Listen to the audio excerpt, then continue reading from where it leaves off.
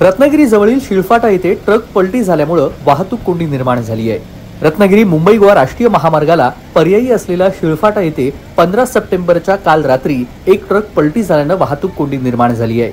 या ठिकाणाहून रत्नागिरी शहर हे 5 किलोमीटर अंतरावर आहे। ट्रक पलटी झाल्यामुळे वाहनांच्या मोठ्या रांगा लागल्यात। हा अवघड ट्रक पलटी झाल्यामुळे रात्रीपासून पर्यायी मार्गावर वाहतूक कोंडी निर्माण झाली आहे। या मार्गावर अवजड वाहनं घालू नयेत असे फलक असून देखील अनेक अवजड वाहन चालवले जात असल्याचं आढळलंय, जिथे परिणामी हा अपघात घडला। सध्याची परिस्थिती अशी आहे की ट्रक पलटी झाल्यानंतर रत्नागिरीकडे जाणाऱ्या वाहनांची रांग मोठ्या प्रमाणात लागली आहे। सध्या एकरी वाहतूक हळूहळू सुरू झाली आहे।